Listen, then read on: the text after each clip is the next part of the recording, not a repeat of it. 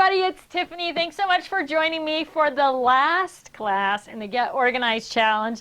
And this week we're just going to talk pretty briefly about taking all the work that you've done and traveling with it, right? How to get to crops, classes, or events well organized so that you can be productive while you're there. One of the a little bit unique about this, this is a recorded version of the Get Organized Challenge class because I am out of town. So you are watching it live with Karen, either on YouTube or on Facebook, where we have just released it. So you can still ask questions. Karen is online. She's hosting this whole event today. So if you have a question, type the word question in all caps into the chat box, and she'll keep an eye out for that and answers those questions as we go along. If we don't get your question answered, there is a little bit of a time lapse sometimes. So towards the end, we may actually be off air when you're just seeing the video. So you can always email those questions, or if you think of questions later, to customerservice@totally-tiffany.com. And Leanne will get those answered for you. And if you're part of the Facebook group, which if you're not, I would really encourage you to join the Get Organized Challenge Facebook group, because you can ask a question there pretty much 24/7. Somebody's going to respond to you and help you out, whether you're looking for information or links or product information. Somebody on the Get Organized Challenge group has the answer, and you don't have to wait for it. So, all right. So, Karen's going to announce the winners also. I obviously don't have the winners yet because we're recording this early. So let's just get started, right? So the first thing, one of the questions that comes up regularly is, I've done the Get Organized Challenge and I'm nowhere near finished, right? Well, the Get Organized Challenge is going to pop up again for you in January. The videos are all recorded, and so they're on our website, and they're also on YouTube. But it's very rare that anybody totally finishes the GOC in the first go-round, right? Usually we have years of collecting and years of crafting that we're trying to sift through, sort through, and organize. So if you didn't finish everything this time, don't worry about it. You have a really great foundation in place right now, so you can work on your own and just, do a little bit at a time, a little bit at a time. You can rewatch any of the old videos to get re-inspired, or if you have questions, or you can pop back in January and do the whole thing over again. So there's lots of gals who have taken, and some guys, who have taken the class more than once. And sometimes people just pop in like, oh, it's paper week, I really need to dial in my paper, and they'll just pop in for that class. So you're always welcome. Come as often as you like for as long as you like. We're really glad that you're here.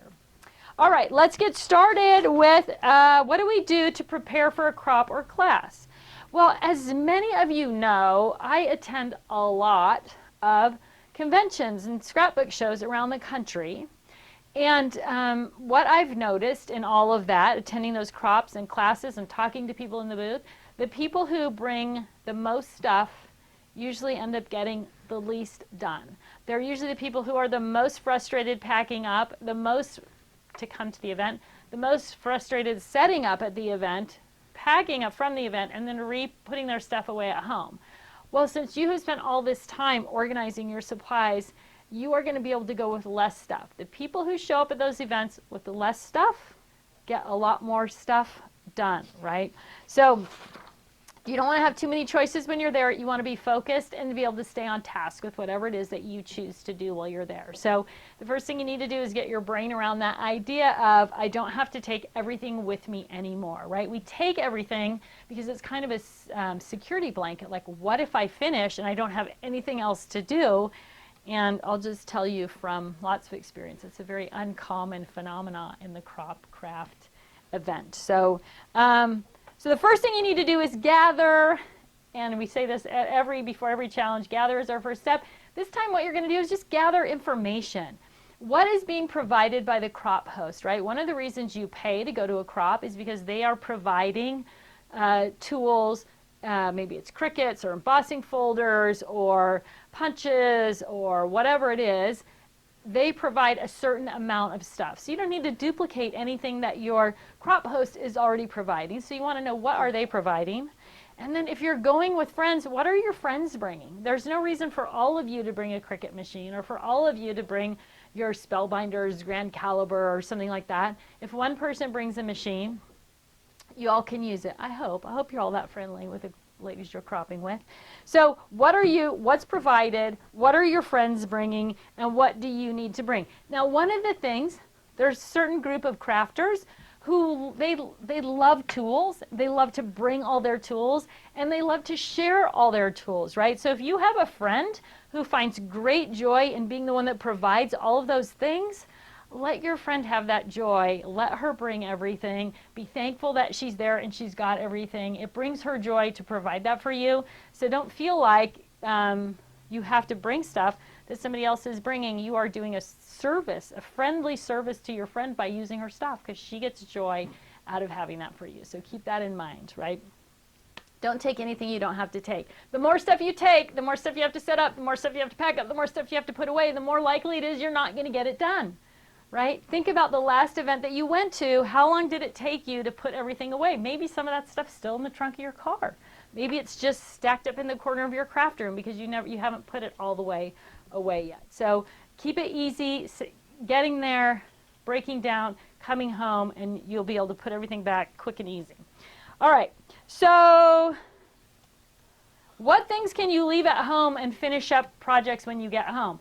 For those of you who've taken the time to go to make your stamp calendar, your stamp catalog, die catalog, punch catalog, now you have a reference to all of those things that you can bring the catalog with you and a pack of sticky notes, and then any project that you want to finish up with a particular stamp or punch or die that wasn't available at that event, you can put a sticky note on it, finish this up with, Christmas die number 407 or whatever when you get home, and you haven't had to haul all those things with you, but you're maximizing those tools by having that catalog. So your catalog is going to help you finish up when you get home. The other thing you want to keep in mind is how many hours are you actually going to be crafting? So if you're going to an event that's a weekend event, maybe it's a convention, you've got shopping and eating and sleeping, and maybe depending on who you're hanging out with, maybe you're going to have a glass of wine, and you've got social time and all of that kind of stuff. And all of those things take up time. So just because you're going somewhere that has a 12-hour crop for 2 days, some places that's all there is the crop, and that is what you're going to do. But a lot of places there's shopping and eating and maybe some sleeping and all the socializing stuff. So be realistic about how many hours you are actually going to be creating and pack accordingly for that. Before you start packing, you need to decide what you're going to do. Are you doing something that's project-based? I'm only working on my Christmas cards. Or do you want to do just straight scrapbooking? And if you're doing straight scrapbooking, what are you going to work on for the straight scrapbooking? So making that decision is always going to guide you through what products you need to pack up, right? So are you going to do project, Christmas cards? Are you going to do scrapbooking? And if you're doing scrapbooking, what are you working on as far as scrapbooking goes? Again, you want to keep it as focused as you possibly can, because you have done all of this organizing, especially for scrapbooking, so that you can take less and get more done, right? Once you make the decision about what you're doing, then it's time to create that packing list. What do I need to take with me? And one of the things about the packing list, I don't have a sample of it here, but no, I do not. No. There is a packing list download on the website that Jana sent in, and her packing list is very thorough and very detailed. And one of the things that I love about it is that the list goes from room to room of her house, area to area. And I think this is really great for packing up, because whether you're doing it by the area in your craft room or room to room in your house, it makes it really simple to remember everything. If you just, these are all the things I need, from the closet, from the bedroom, these are all the things I need from the bathroom, these are the things I need from the craft room, or whatever it is, it's easy to gather those things and kind of stay focused. So it's a great list. It's a great jumping off point if you want to start a really detailed list for yourself. One of the things that's important to do also is to create a list of all the things that you normally take with you when you go to an event, so that you remember not only to take them, but that you also remember to take them home. The other value of that list is when you're at the event, if you think, oh, I wish I would have brought X, you can add it to the list for next time. Or at the end of the event, you can look at that list and go, wow, there's 10 things on here I don't know why I brought them. I didn't use them here. I rarely use them at home, right? So you'll be able to kind of dial in your list each time you go, but leave that list in your crop tote so that every time you go, you can adjust it, make it better, remove things or whatever, and just kind of keep it up to date as you're working.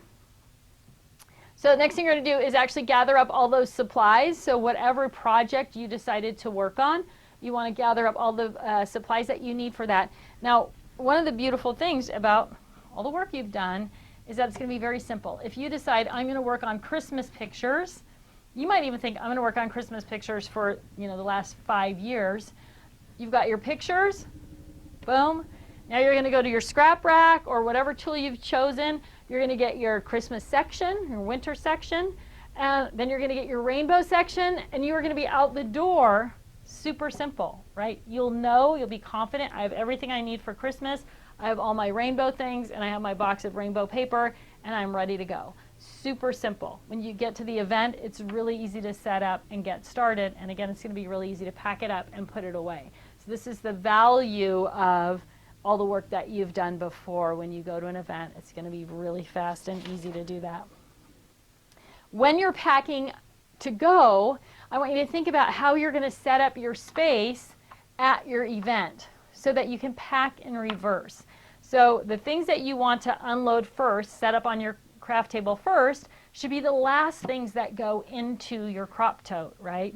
So that as you're opening your crop tote, you can put everything out how you need it, and then by the time you get to the bottom of the tote, everything is laid out and ready to go, so you can start crafting straight away. So much like you would lay out on your bed everything that you're going to take on a trip, maybe by day, to make sure you have all the different pieces.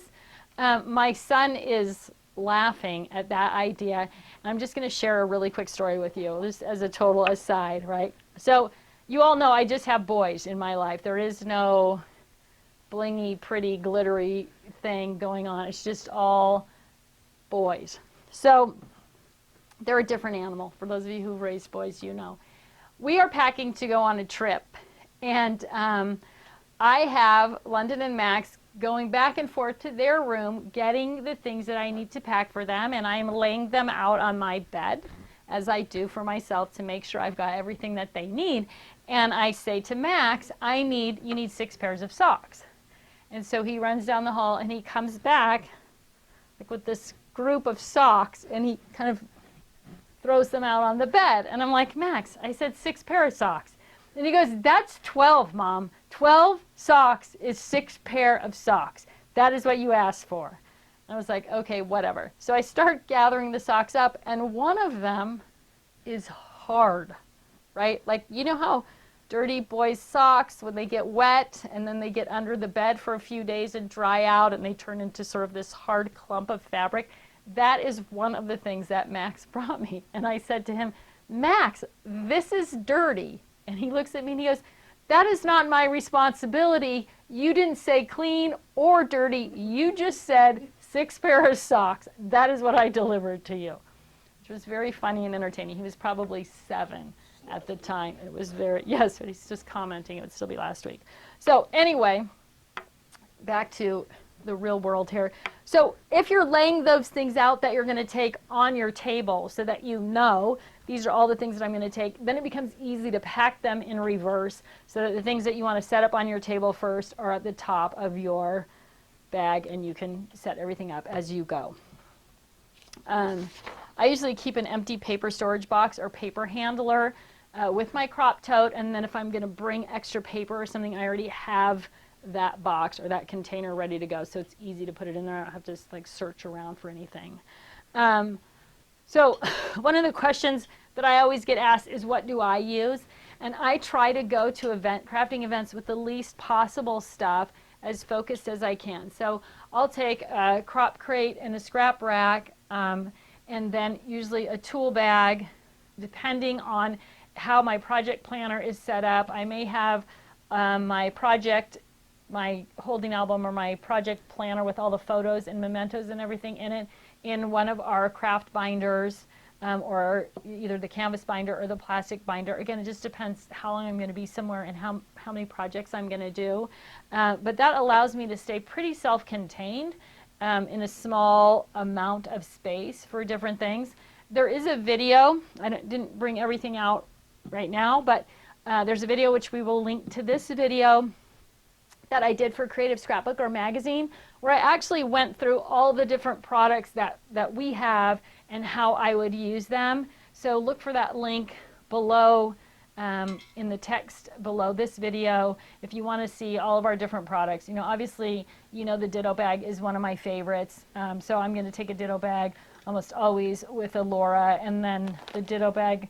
These are our Teresa buddy bags, right? So that allows me to take inks and things like glitter and glitter glue and kind of keep everything in a nice, neat little package there. So super simple that way. But watch the video below, and it really kind of goes through the craft seat and the scrap rack in a crop crate. One of the beautiful things about the scrap rack is it does become very simple. Oh, I'm going to work on travel. So you take, here's my travel section. I'm going to throw that in my binder. I'm going to add the rainbow section, and I'm going to get out the door with everything really quickly and easily. So, and then the same when you get home. It's super easy to put everything back when you're done.